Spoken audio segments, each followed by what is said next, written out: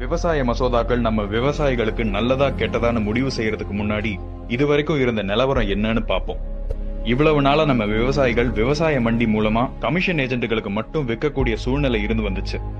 அவங்க வச்சதுதான் சட்டம்னு இருந்ததால விவசாயிகளுக்கு லாபம் கம்மியாவும் இடைத்தரகர்களுக்கு கொழுத்த லாபமாவும் கிடைச்சிட்டு இருந்துச்சு. இன்னும் சொல்ல போனா 6% விவசாயிகளுக்கு மட்டும் மினிமம் சப்போர்ட் பிரைஸ், அதாவது குறைந்தபட்ச ஆதரவு விலை கிடைச்சிட்டு இருந்துச்சு.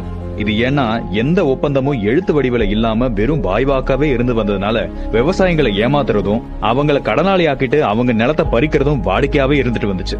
சொல்ல போனா சொந்த நிலத்திலேயே விவசாயிங்க வெறும் கூலியால தான் இருந்து வந்தாங்க. இப்போ புதுசா வந்த சட்டங்கள் தரும் மாற்றம் என்னன்னா, இனி விவசாயிங்க அவங்க விளைச்சல எங்க வேணும்னாலும் யாருக்கு வேணும்னாலும் அவங்களுக்கு லாபம் தரக்கூடிய விலையில வைக்கலாம்.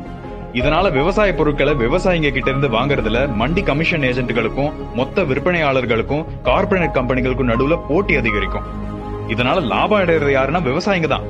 எம்எஸ்பியை விட நிச்சயம் அதிகமாவே பணம் கிடைக்கும்ன்ற நிலைமை ஏற்படும். ஒப்பந்த அடிப்படையில விவசாயம் செய்யற விவசாயிகள் பெரிய பெரிய நிறுவனங்க கூட ஒப்பந்தம் செஞ்சுக்கலாம். ஆனா அது எழுத்து வடிவில தான் இருக்கணும்னோ, ஒப்பந்தத்திலிருந்து விவசாயிகள் எப்ப வேணும்னாலும் வெளியே வரலாம். ஆனா அந்த நிறுவனங்கள் ஒப்பந்தத்துக்கு கட்டுப்பட்டு தான் ஆகணும்னோ, எந்த சூழ்நிலையிலும் அவங்க விவசாயிகளோட நிலத்தை லீஸுக்கோ இல்ல விலை கொடுத்தோ எழுதி வாங்க முடியாதுன்னு சொல்லுது இந்த புது சட்டம்.